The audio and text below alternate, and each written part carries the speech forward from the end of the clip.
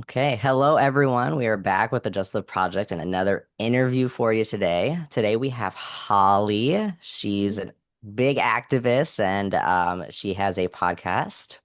But I'll let her tell you about that and what's up with that. Holly, I just want to say I'm so happy that you're here. I know right now it's scary to share our stories and stuff like that. So it just makes these conversations even that more important and more impactful. So I'm just gonna let you kind of introduce yourself, let people know kind of who you are, how you identify, and stuff like that.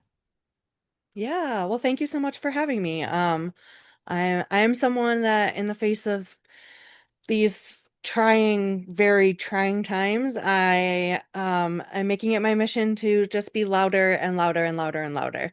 And so that's my little contribution to the world. Again, thank you so much for having me. My name is Holly. I use she, her pronouns. And I am a queer, pansexual woman. I'm a mom. Of a toddler as well. I am someone who kind of came out as being a queer woman later in life in my late 30s. Um, and yeah, as you said, I host my own podcast, Meet Me at the Spot, where I talk about reproductive justice topics. I interview really amazing guests. We talk about a variety of topics from being trans and polyamory and kink communities and just anything folks want to talk about. It's been really, really cool to get to meet so many cool people and learn so many new things. And I also own my own business, That Sex Educator, where I provide resources and I'm building up my educational portion of my business to provide educational workshops for folks around sexual and reproductive health. It's like health class for adults, for folks who haven't had health class since middle school or high school, didn't get adequate health education or got no health education at all. And so I'm spending the rest of this year, but next year is my big focus to get that part moving up. And I sell merch and cool stuff over there too, so it's very fun. Oh, okay. For me, yeah, it's very cool. It's very fun. Busy woman is what I'm hearing. Yeah, I also I have a besides all this, I do have a full-time job, but I also co-founded and I am a co-director of a local sexual and reproductive justice task group. And so we are a collection of folks who are really passionate about reproductive justice in our area. And so Hmm. we work within our community to help educate, advocate, and connect with folks around reproductive justice. So we provide educational workshops, we table at burlesque shows, we speak at protests, we organize events, we do lots of different stuff around that. So yeah, Wow. I stand by what I said, busy woman. it keeps me out of trouble, Yeah, okay? I mean you're not wrong on that one. Um, so you mentioned coming out as pansexual like in your late 30s. Kind of what was that process like for you? How did you I hate to say the word decide, but like how did you feel that that was how you were meant to identify? Yeah, it's such a funny story because, um, well, it happened just talking to my spouse. We were just having a casual conversation, and um, I had just randomly dropped that I was pansexual. And my spouse was like, "Did you just like kind of come out to me?" I was like, "Yeah." And I had been feeling a connection with being pansexual for a while. Um and I always felt like because I have always been with male presenting partners Mhm. that if I came out that people were going to assume that I was doing it for clout or doing it for to try to be like relatable with the LGBTQ community. Um but I have known since vividly since the fourth grade that Mm. I have had an attraction to all folks. I vividly remember being in fourth grade and like in gym class, like seeing another girl in my class and being like, wow, she's really pretty. But as I grew older, I thought I was just admiring like how confident she is, how smart she is. Like I was just admiring her as a fellow woman. Um, and then, college, had my college phases Yeah. and things like that. But No. what? And so, I always kind of just thought like, oh, I've had a few adult beverages, a few drinks, you know, but it was really then, looking back now, it's like that's when I like let my guard down and let myself fully kind of be who I was, and who I am. And I have always felt attraction to all people regardless of parts, hearts not parts, as we say in our Yes, I love corner of that. the world. And so saying it out loud was such a freeing feeling. It was like, oh yeah, because in my head I have always thought, well, everybody kind of feels this way, people are just attracted to people. Mhm. But no, that's not really the reality, right? Like that's my Right, reality, but that's not right. everybody's reality. And so now like I truly just embrace that part of my identity. I really love that about myself. I love being a queer woman. It just makes me feel so free, so light, and it's not so limiting. Hmm. And I don't have to like put on this mask to be like, oh yeah, I've always been with male presenting partners, so obviously I'm one of the straights. Right. Now it's like, no, I'm with male presenting partners just because that it has just always been kind of my jam. Hmm. Um, but also I see like a beautiful woman, I'm like, damn. And I see like, trans folks, and I'm like, yes, okay. Right, right. Like, oh, okay. And Call the myself only that reason happy. I'm with male presenting people is because I'm Mhm. extremely awkward with really pretty girls. I have noticed Aren't we that. all? Yeah, since I've Aren't we come out, I'm all? like, hey, I'm fellow girl. Like, I'm so awkward. I hear It's that. terrible. It's terrible. I hear that. Yeah, it's like we all just kind of we see a pretty woman like we malfunction or something. Oh my, everything just shuts off. Like how to be a human being just shuts off. Yep, absolutely. A big question that I know several of like my personal relationships they struggle with the big difference between pansexual and bisexual. Yeah. So how would you, in your experience, how would you differentiate the two? Yeah. Um, I have seen so much. So I think for me, being a sexual educator, being someone who's always been like very, very, even when I didn't realize I was part of the LGBTQ Hmm. plus community, I've always been like, hell yeah. Big, huge activist. I will fight anybody that comes from my LGBTQ plus brothers and sisters, theys and non-binaries, all the folks. And Yeah. so, um, growing up, I was always taught and have always kind of educated unknowingly that someone who is bisexual is attracted in some way, whether it's sexually, romantically, both, right? To either men or women, or men and women, um, to men and women. And so pansexual is like, I just like everybody. It's just like a free for all out here. Okay.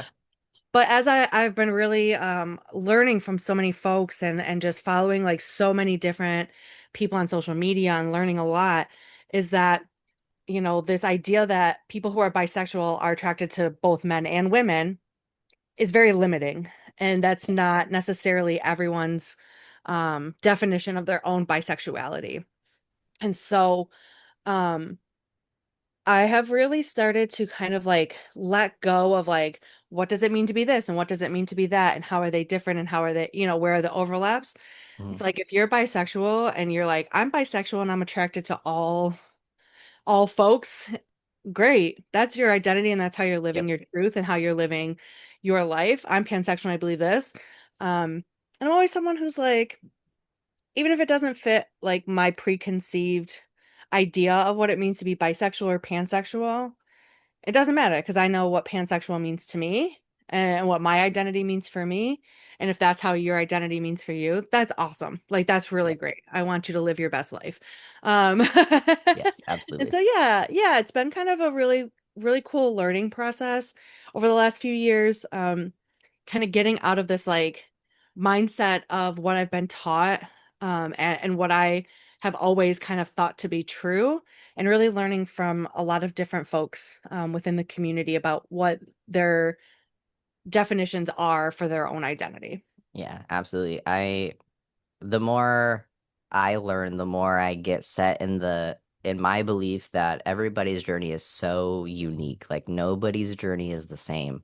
Mm. Like even being as a trans man and in the transgender specific community, like some trans men want bottom surgery, some don't. They're still a Mhm. trans man, you know? Yep. So it's such like a big spectrum that I think a lot of us, I know I have personally been like, oh no, I gotta fit perfectly in this little queer box right here, but that's not the case. You know, we all have our own definitions, our own beliefs, our own how we feel and things like that. And I think that's something that's really important. So I'm really glad you drove us there. So yeah, that's something that's I think is a big thing that I have personally noticed in within the queer space is that we're trying to get out of the binary boxes, but then we're already putting ourselves in these new boxes. So it's just interesting and it's really powerful to see when someone is like, you know what?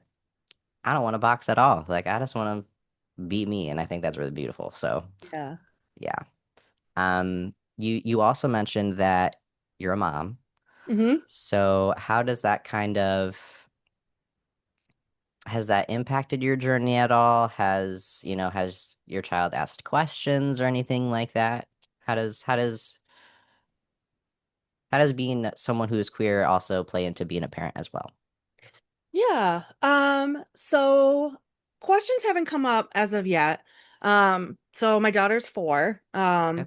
And so, officially declaring and putting my like flag in the Mm, pansexual little little island um didn't really change the way that I parent at all. hmm. I was like, all right, this is just now it kind of puts a label, it kind of puts like takes the burden off of my shoulders, and it's like, okay, Right. I can be me. Um and my spouse is like, hell yeah, love this for you. And so it was really kind of great to have that freedom. Um, my I'm I bring my daughter to pretty much every like event. Like Hmm. if I'm speaking at a protest or a rally or anything like that. My daughter's been coming to events like that since she was 6 months old. And so we bring her to a lot of these events. We bring her to Pride every year. We've been going to Pride since she was 1. And Love so that. yeah, I mean, she's not a big like parade person because it's like loud and there's a lot going on. And so she has Right. like, some sensory stuff around that. But this kid loves Pride, because rainbows are her favorite. And so, hello, lots of rainbows. Um, Obviously. lots of colors, lots of, brightness, lots of fun. And so, yeah, this past year for Pride, I made little felt hearts that I sewed out of rainbow like felt material, and we put little like the art pom-poms in them just to have like something to squeeze and to love and to remember, like, if even when you feel like the world doesn't love and support you, like Mm, somebody here does, and that's me. And she absolutely. was like telling everybody, like, I put the pom-poms in, like she was having me make them and stuff like that. And we were handing them out to folks along the parade route before the parade started. Just to give folks that, but I want her to see different kinds of folks. I want, when she asks Hmm. questions like, why are they wearing a tail? Folks in the furry community who are Hmm. marching at Pride, like, they have a tail. I'm like, yeah, how cool is that? And she moves on, like she's 4. Right. Like kids just get it so much better. Like, her best friend has 2 moms, and Okay. stuff like that. So like she's like, my friend has 2 moms, and she's like, and I have a mama and a dada. Like she's totally like that's normal. Like, Hmm. all different kinds of family structures exist. Some people Absolutely. have 1 parent, some people have 2, some people, you know, she hasn't, been around any folks who are like polyamory and Hmm. that. But as she gets older and we start to have those conversations, Hmm. we're open and honest that like, it's not just like you have to have a mom and a dad. It's Right. lots of different families exist. We've always read books about different family structures and things like that and been really inclusive in that. That was always important to us, Hmm. even before we had her, when we talked about like how we want to bring her up. We want her to see books with lots of different folks represented. We bring her to different types of events where lots of different kinds of folks are there, different races and ethnicities, nationalities, and religions and things like that, so that she is fully aware that lots of different folks exist. Hmm.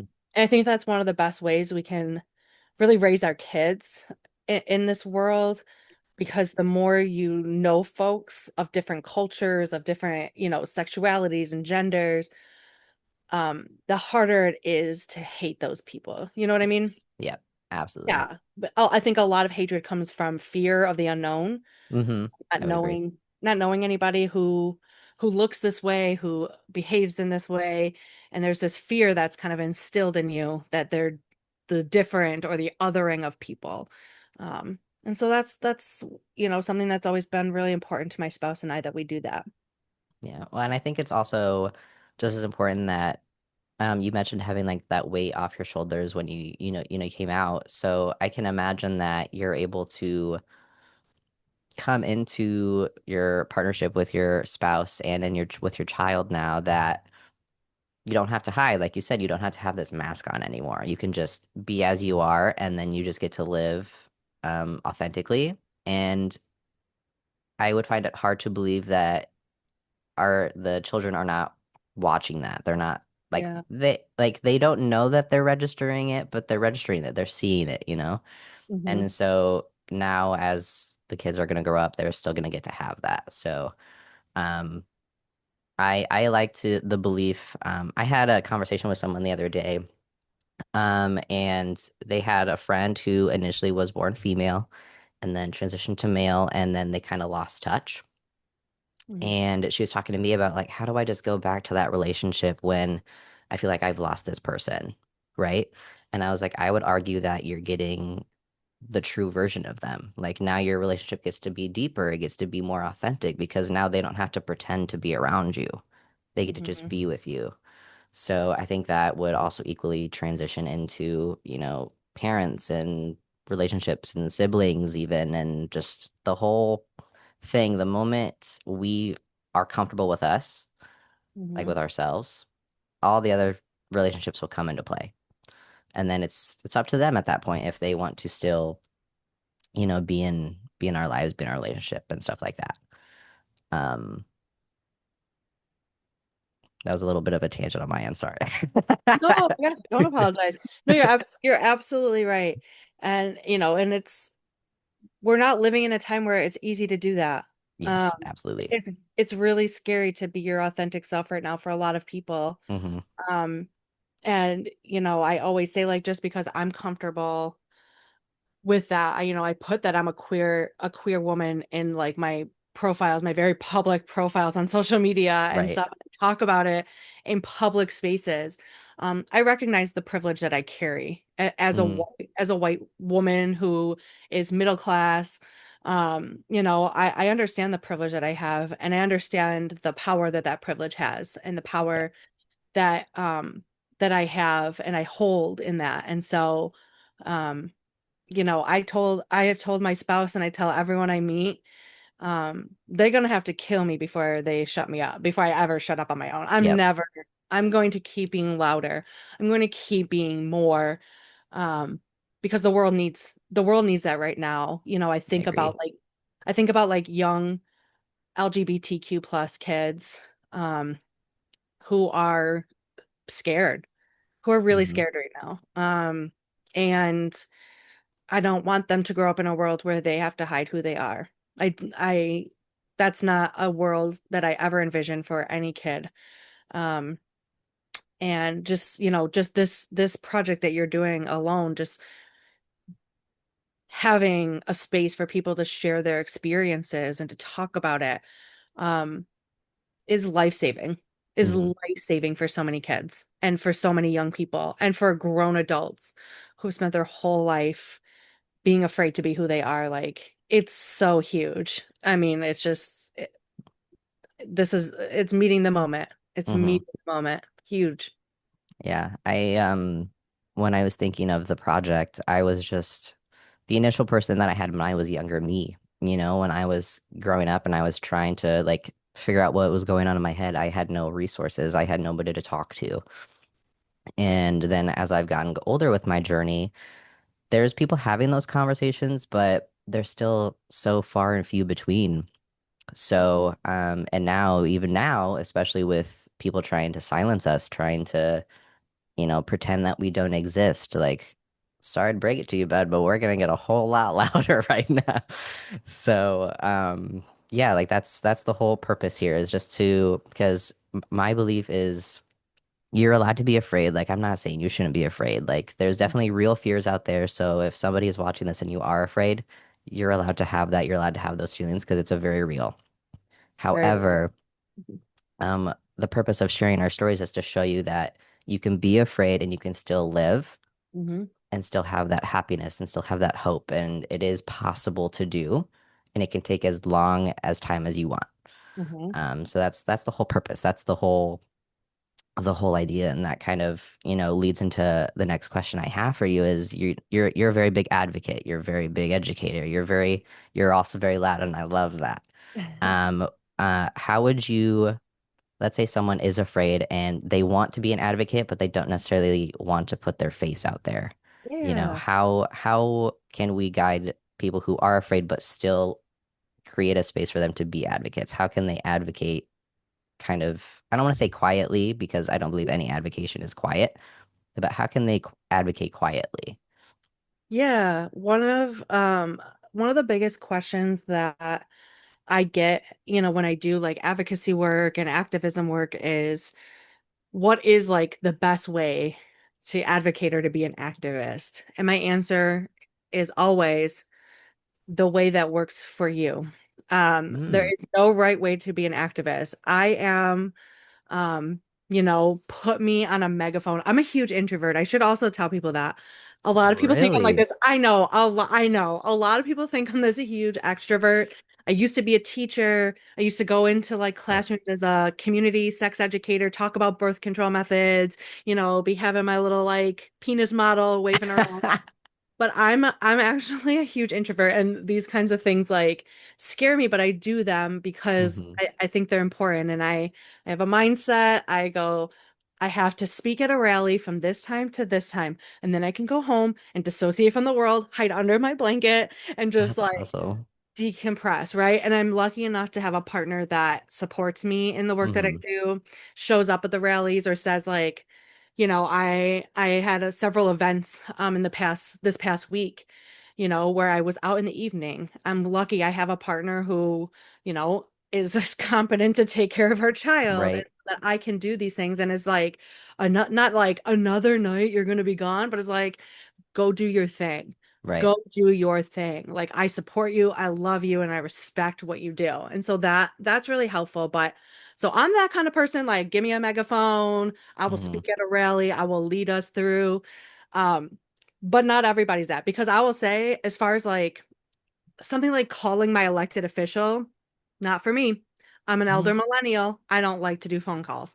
Okay. I don't like to Fair. call people. I don't like to talk to people on the phone. I hate it so much. But that's somebody's jam. Somebody be like, Right. put the phone. I will call elected officials all day. I'll organize letter writing campaigns.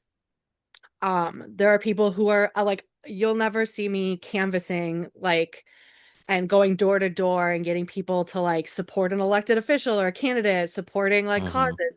That's not me. That's not the activism for me. But that is somebody's activism. Right. Sharing stuff on social media. You don't even have to like be a content creator. There's lots of content creators that are out there just sharing our stuff to like your story, right? That's kind of like low stakes Hmm. because you can limit like who can see it. So you can be like mindful of like who Yeah, in your friends and family list can see it. And also like your stories, they disappear after 24 hours, right? And that's so true. that's low stakes, but you don't know who in your like little listserv of followers. You don't know who needed to see that message. So that's Right. huge. Um, there are lots of people like I said before, I co-direct a reproductive justice organization. Hmm. We have folks who do like all the back end stuff, like they're the Excel spreadsheet people, right? Like Oh yeah. hosting an event, they're like, I'll put together a spreadsheet. I can ask businesses for donations for, we're doing a trivia night and we want to give away prizes. So we're reaching out to businesses to like donate stuff for door prizes and raffle prizes, right? I can do that. That's activism, right? And so Hmm. there's like so many ways. We have people who are loud and want to do the things, but we have people who are like, I want to get involved, but like, can you find something like behind the scenes for me? I Right. can. Yeah. I can. I always can. Because there are things that people are like, this is what I'm passionate about. This is what lights my fire. This is what makes me feel like I'm contributing Yeah. that I wouldn't do and vice versa. So there's lots of room for people in the movement. If you're not comfortable or don't feel safe or not wanting to kind of put your face and who you are out there, it's totally understandable and that's really valid. Um, I would say find who in your community is already doing the work and Hmm. connect with those folks and see ways that you can get involved and just be upfront and say, I want to be a little bit more in the background. I want to help volunteer, for an event, but I don't ever want to organize it. I need Right. volunteers. If I'm organizing the event, I also can't volunteer it. I have lots of stuff to do. I need lots of volunteers Hmm. who can help do that, do kind of background stuff and day of stuff and things like that. So lots of Yeah. room in the movement. Oh, for sure. And I would even say, if you have just one queer person in your life, supporting them, that can Yeah. be seen as activism. And you could be Yes. the one person that's, keeping them going, so to speak. So Yeah. I agree, there's several ways that you can do it, and it does not always have to be public. You could be No. an activist you can be an activist in private. Like there's so many ways, so many ways. We Yeah. get get Yeah. creative. Yeah. Super. Get creative. Like you said, like even checking in on your queer friends Hmm. with a text and just saying like, I saw this funny meme and I thought of you. Like Yep. that in itself is huge. Like, hey, do you want to go grab a cup of coffee or do you want to go, grab some lunch or can I come over and like make a meal for you or something, Like Yes. little stuff like that is so huge. And it's that part of that like building community that I think Mm, is so important. And I talk about building community on a really grand scale, like all of us kind of doing this work, like we need to kind of like, be friends and uplift each other, right? yes. But building community also means like knowing your neighbors. It also means like knowing when you need help too. Um, Yes. because Absolutely.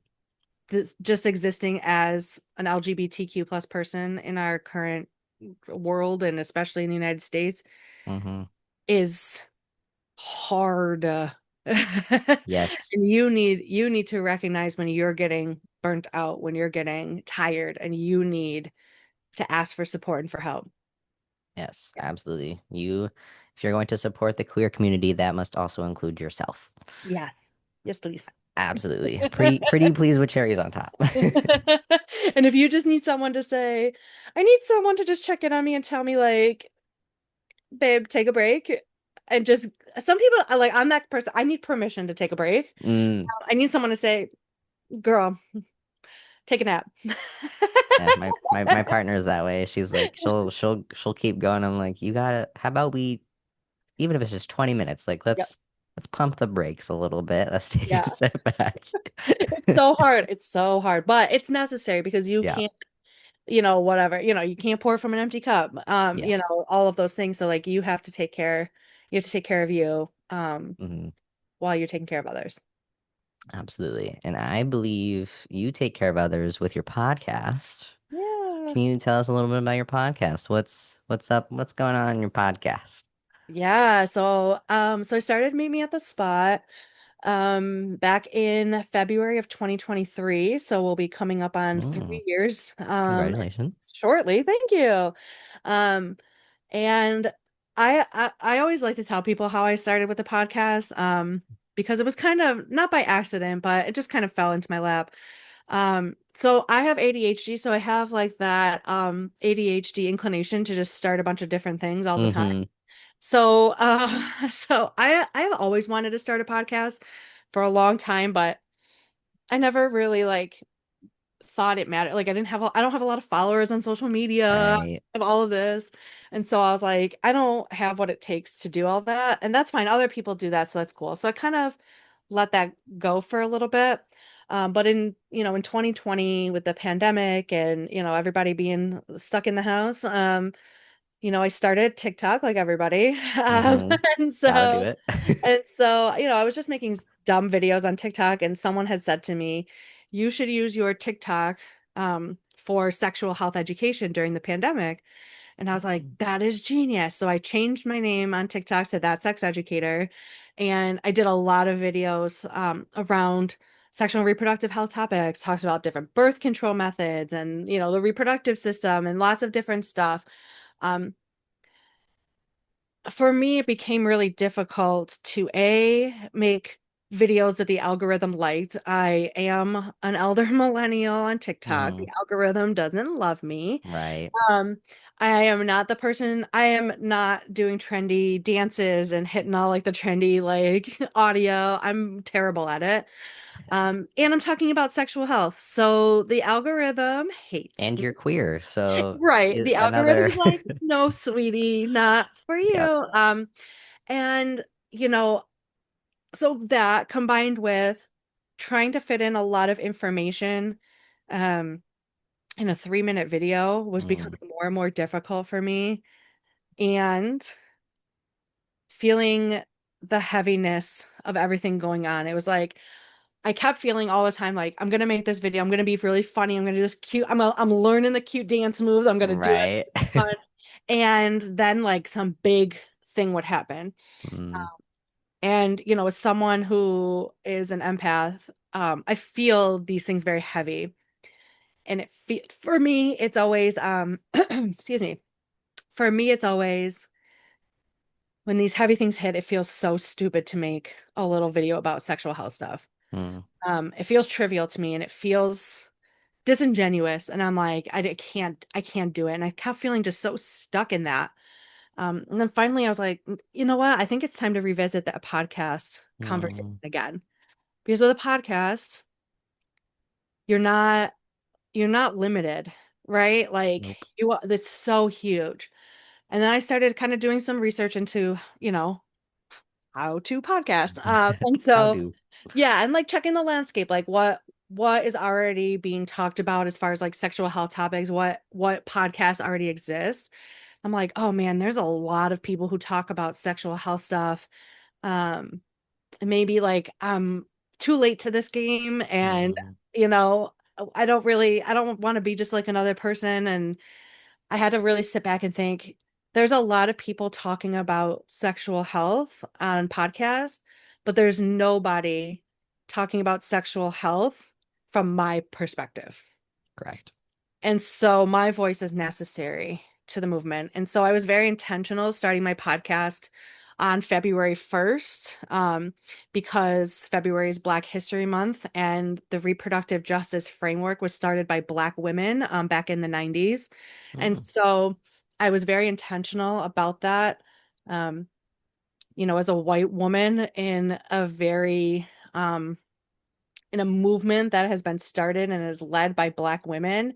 I honor that. I spend time at speeches and at rallies reminding folks like this work that I'm doing is on the backs of Black women and is in uplifting and supporting Black women, brown women, indigenous women, LGBTQ plus folks, pregnant people, incarcerated people, immigrants, homeless folks, right? It's like it's mm-hmm. everybody.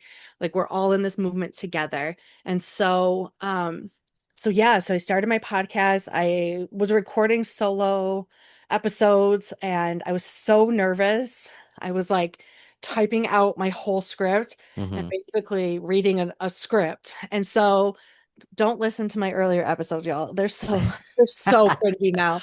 I listened to them back. I'm like, oh, it was so bad. But it was a good learning experience. And then Right.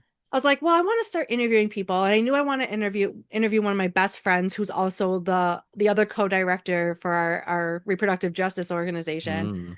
Mm, I knew I wanted her to be my first interview. It was really important to me. She has supported my dream of wanting to have a podcast, and she's been my biggest cheerleader. And I kind of put it out there like, who wants to be a guest on my show, on my TikTok channel. And I had a couple people reach out, like one who I had never met before, and he was like, I listened to your show and I would love to be on, I'm a gay man living in Tennessee in the South, and I would love to talk about that. And I was like, oh my God, someone listens to my show. Um, and now, he's one of my really, really good friends. Like yeah. we like uplift each other on social. We've never met in real life, but we are like the best of friends. He like uplifts everything I do. He shares to everybody he knows, and he's like my biggest cheerleader.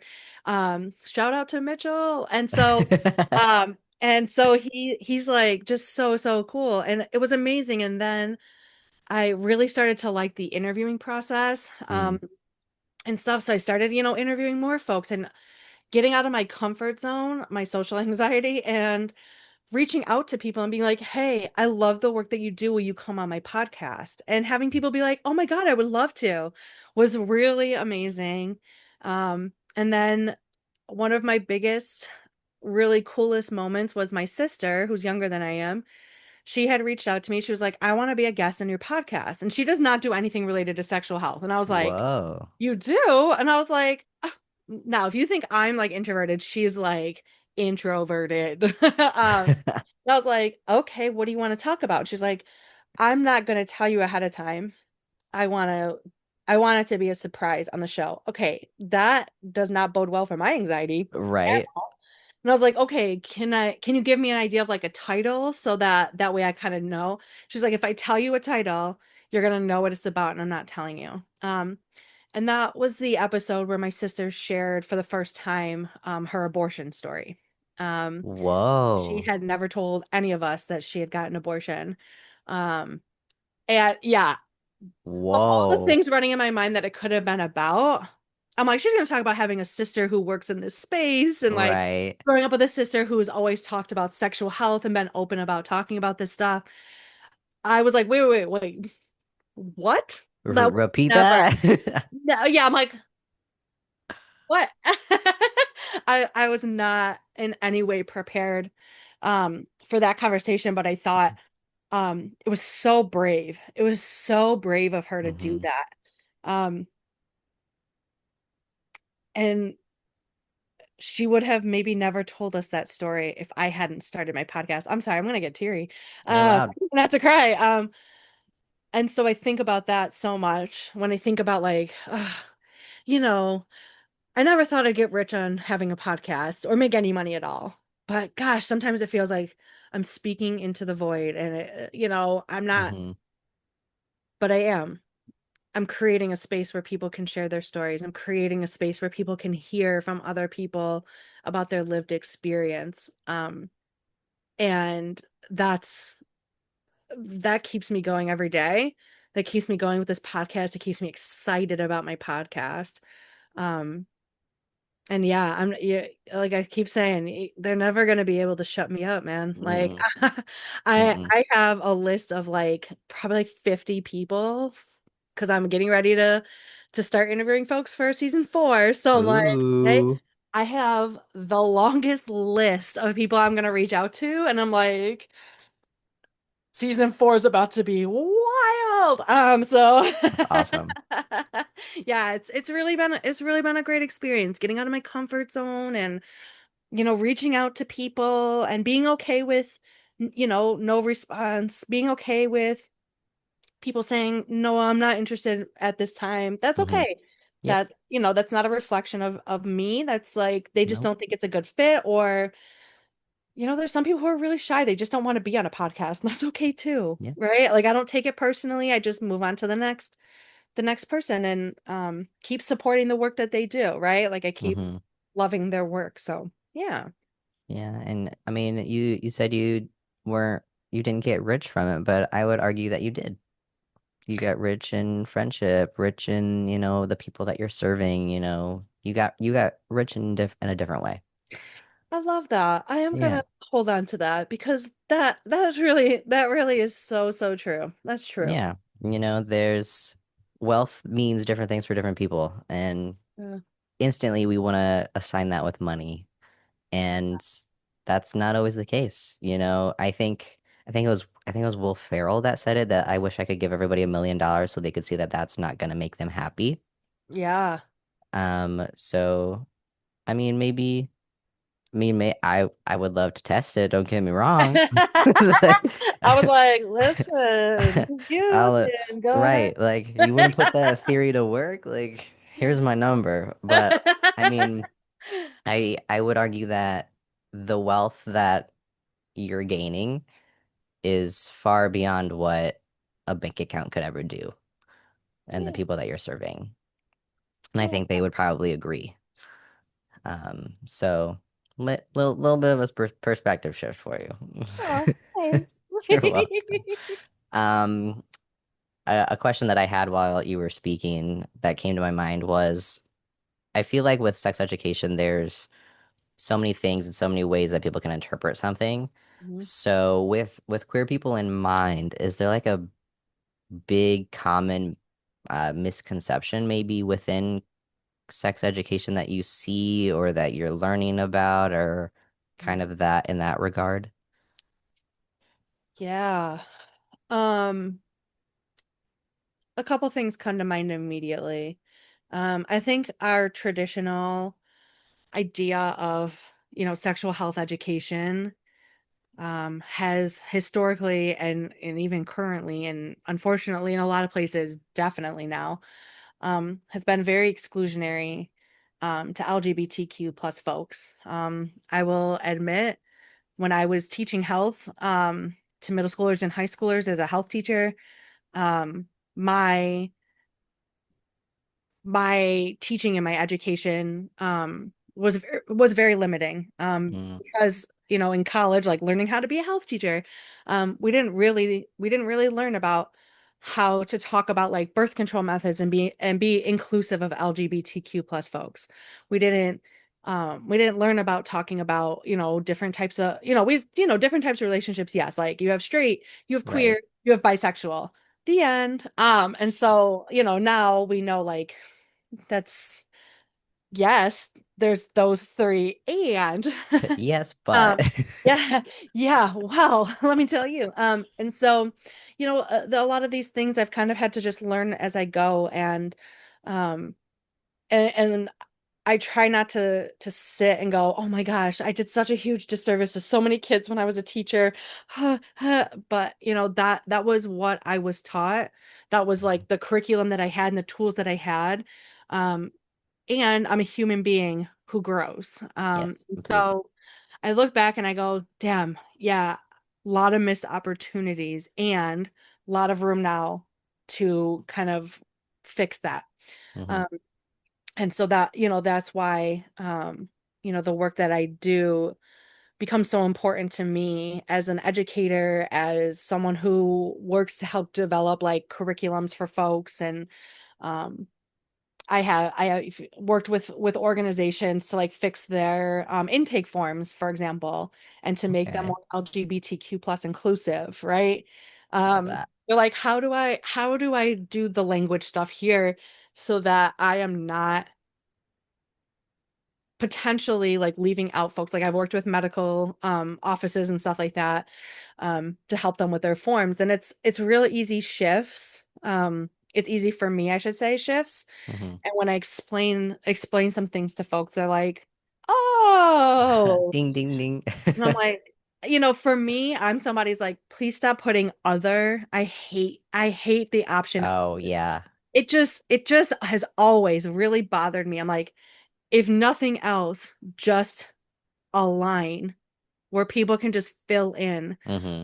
what works best for, what terminology works best for them, and not making assumptions like, oh, someone put that they identify, as a cisgender male who is in a heterosexual couple, right? Not just assuming that they only have sex with women, right? Hmm. Or cisgender women, right? And so, um, identity does not equal behavior Yeah. for a lot of people. And so that's something that I think has always been really big for me, is talking about identity and behaviors are not always the same. We have a lot of missed opportunities, especially in the healthcare world, where providers see an identity and they miss conversations that could be critical, for that person. And the other part too is that, especially for trans folks, there's a huge, huge lack of information, Hmm. especially around pregnancy prevention, right? And so, trans men are like, I'm on T, I can't get pregnant. It's like, potentially you could. Yeah. So, talking about, birth control methods, if pregnancy is not something that they're wanting to go through, or that's not a journey for them, um, and what birth control options may work, right? Because a lot of times if someone's been on testosterone for a while, their cervix closes up. And so an IUD, for example, is a really effective birth control method, but if the cervix is really closed up, an IUD is not going to go through, is Right. not going to it's going to be pretty painful, for somebody, or could potentially be pretty painful for somebody to get it inserted. Um, so that's something to know, right? That's something to think about, is in terms of these things. But also, like, knowing providers that are LGBTQ plus inclusive in their practices, and they also Hmm. know these things and can talk to somebody through their options in a way, um, that is, uh, medically accurate, but also really inclusive as well.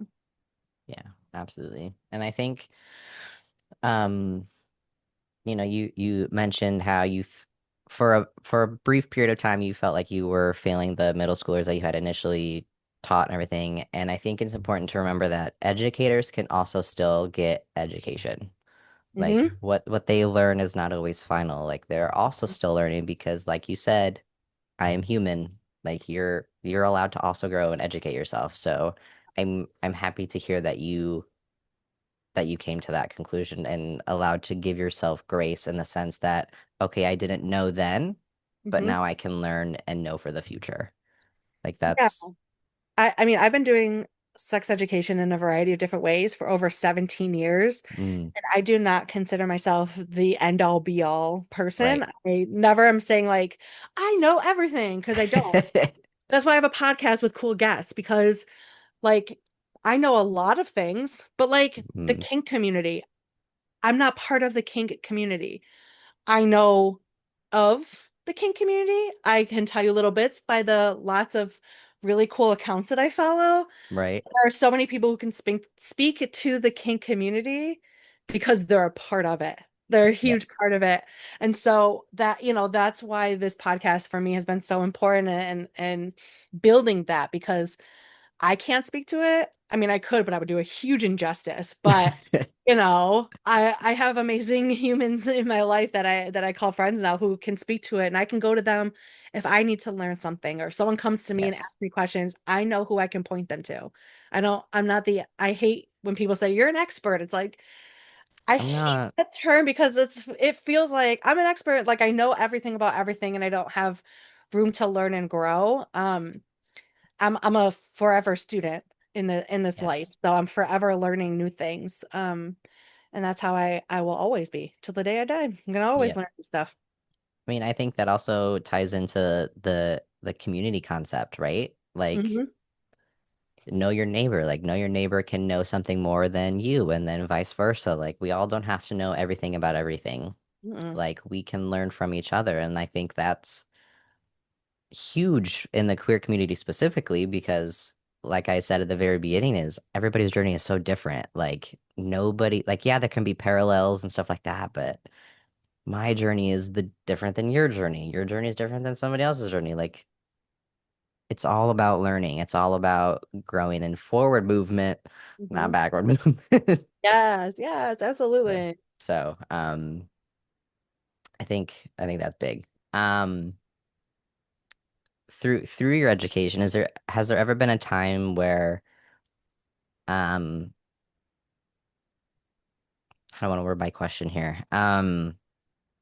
Like while you're educating yourself, sorry, while Mhm. you're getting your own education and you're learning and stuff like that, has there ever been a time where recently that you felt you definitely needed to like go back and speak to someone that you had previously educated? Ooh. Yeah, like something like Whoa. maybe you taught something and then you later learned, whoa, like I gotta go talk to that person again and kind of revisit some things. Has there ever been a moment like that? Oh, that's a good question. Yeah. I'm trying to think. Yeah, I think that's really difficult. So in my world of like, being an educator, um, and stuff like that, and being like going, outside of being an actual teacher, but like Hmm. when I was working as like a community health educator, when I was like the fun guest speaker, I would see this group and I probably would never see them again. So there was limited opportunity, like if I learned something new or learned something different, to go back and say, I Hmm. messed up. Um, I will say, not super related to sexual and reproductive health. Um, but when I was teaching my first year teaching, like right out of college, I'm like 22 years old. I'm a kid, right? Like I have high school students I'm teaching that are like 2 years younger than me. It was wild. I don't know how they let me be in charge of people. But I was teaching middle schoolers, and we were learning about um BMI, which is crap. Like we can Mm. go all day about how awful BMI is, but it was part of the curriculum. So we're teaching BMI, and the textbook has like an equation you can use to figure out your own BMI. So in my head, I'm thinking, I'm doing health, I'm doing math, I'm doing these together. I'm a cool teacher. I'm cutting edge. Um, and so the kids were practicing. So one of the kids in my class, her mom was a school nurse. Hmm. And so we're in the break room, whatever, and she was like, "What why are you teaching, you know, the kids? Because my daughter said she has a BMI that puts her in overweight." And this kid, I mean, this is an eighth grader who's Mm. like maybe 90 pounds soaking wet, like track star, like full on athlete, like, and all this stuff. And I'm like, wait, what? And I realized I did a misstep in the calculation from the textbook. Oh. And so I had all of these, like, all of these kids thinking they fell into this BMI class and were very, like, not great. So I had to go back and apologize and say, Mm. I'm a human being. I make mistakes. Yes. Yep. And I made this big mistake. Also, this is a good opportunity to talk about how terrible BMI is, right? Like, Also true. and especially like when you have hardcore athletes, because it doesn't differentiate between muscle and fat. Hmm. And there is a difference there, right? And that just because your BMI is a certain number isn't an indicator of your health status, blah, blah, blah, blah, blah, blah, blah. So it was a learning opportunity, but it was a big one. It was a big one. And the school nurse is like, what? What are we Why doing? is my daughter? And I'm like, and at that time, like, I didn't know how to take that kind of criticism. Like, I Hmm. was I was like, I failed. Why do they're gonna fire me? Like, I'm never gonna be, they're gonna take my whole teaching license away. Right. Yep. The whole spiral begins. Yeah, and it's unfortunate that I've learned so many things, and I rarely have those opportunities to go back and say, Hmm. I messed up, y'all. Yeah. And so that's a frustrating part. I will say that for sure. That's a real frustrating part because we want people to grow. We want people to continue learning. And be okay with saying, wow, I thought this, and then I learned more about it. Hmm. Now I think very differently and want to speak to it very differently, but not have the opportunity to go back and do that. It's really, really, really difficult um to be in that position. Hmm. Yeah, I wish I had more of those opportunities to say, oh my gosh, you guys remember when I came to your classroom like 5 years ago? I have so much to fix.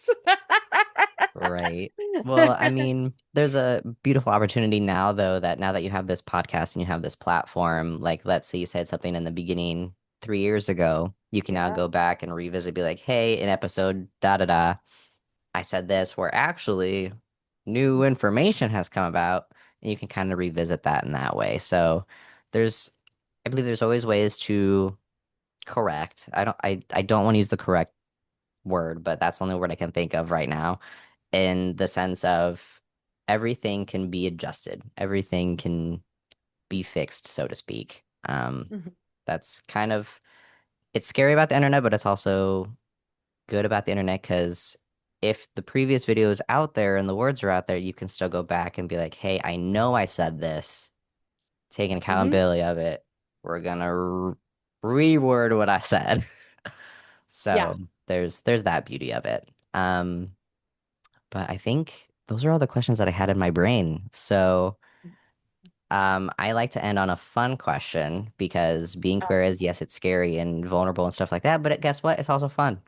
So fun. So, my fun question is, let's say you're going to a coffee shop, you Hmm. see younger you. What is the one thing younger you needs to hear? Oh, okay. Wow, you're really getting me teared up here today, my friend. That's okay. Tears are okay. Yeah, I would say, you're about to grow up to be more than you ever thought you could be. Mm, You are right now thinking, I'm going to be a teacher for the rest of my life. And that is only going to be one stepping stone in your journey of who you become.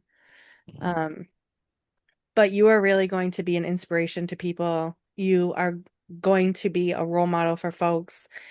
You are going to be someone who brings people together, who uses your voice to enact change, to better the lives of so many people, including yourself and for your family.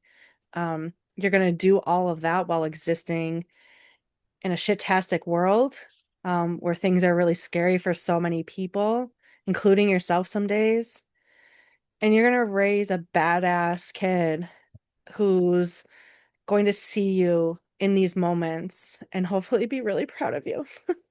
mm, And you should be really proud of yourself for who you become, and who you are still becoming. Because even though I'm 40, I'm not done becoming who I am. yep. Um, you know, 40 is really just a starting point. It's really like Yep. 35 was like I had a kid. Like I'm starting a whole new chapter of my life, and turning 40 is a whole new chapter of my life. And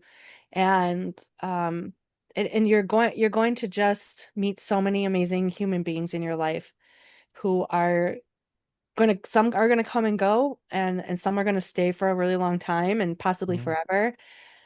But even if you only have a connection with that person for an hour in a podcast interview, it's somebody that you have impacted and they have impacted you. It's very mutual. So drink your delicious coffee, baby girl.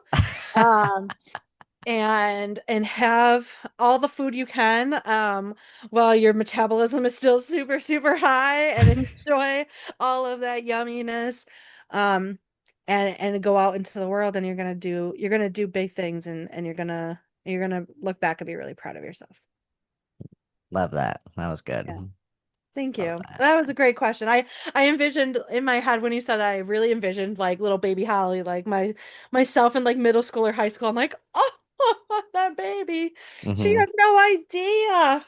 Yeah, something that's been really helpful for me in my journey is like I'll think of me when I was elementary, I'll think of me middle school, I'll think of me high school, and I just keep doing that. I'm like, man, I'm like, this is fucking cool. Yeah, So, it's so cool. I love I, that. I'm gonna yeah, start doing that more. Thank you for that. of course. I I have love doing that teenagers. because, I mean, the whole purpose that this project came to my idea was I was thinking of younger me. So, Yeah. if I'm gonna think of younger me, I should talk to younger me. Yeah. So, I love that question. It's my favorite question. Oh, that's such a Um, good one. Yeah, so that's a great question. Thank you for asking. you're welcome. Thank you for reminding me to, I Hmm. think like especially if I'm feeling like frustrated or stuck, Hmm. like look back at younger me and be like, oh. baby girl, you have no idea. Right. Like it's It's kind of exciting. Like, oh, I wish you could see me now. Like, you yeah, would exactly. And never like envision this world for me ever. right? Like that's what I'm saying. And like you were talking about like your first episodes of your podcast or whatever, like don't listen to them, but like again, look at Yeah. episode 1 compared to season 4. Yeah. Like that's awesome. So No, I love it. yes. Well, again, thank you for sharing your story. Thank you for coming on and talking. Thank Thank you you. for being a reminder that discovery doesn't have an expiration date. So Thank you. Thank um you for doing this. This is of course. powerful. Of course. Of course, of course. Happy to have you again at any time. Um that's all I have. Where can people find you offline or I guess online, but not here? Yeah. So I'm in the process and moving kind of things in a rebranding. So on TikTok, Instagram, and Threads, I'm That Sex Educator. Um, and on Instagram and Threads, it's that underscore sex underscore educator. And then on TikTok, it's just That Sex Educator. My website, thatsexeducator.com. You can listen to Meet Me at the Spot podcast anywhere you get podcasts. I'm also on YouTube, Meet Me at the Spot podcast as well. I'm everywhere. Everywhere. Even if you don't Everywhere. think I'm there, I'm there. That Well, sounded so creepy. you don't think I'm there? Guess what? Think Guess again. what? Guess what, bitch? I'm here. Well, don't worry. I will have all the links in the description as well if for easy click access. So again, thank you for being here. I appreciate it. The people watching appreciate it. Um, look forward to seeing your stuff and hearing season 4 of your podcast. Thank you so much. Of course.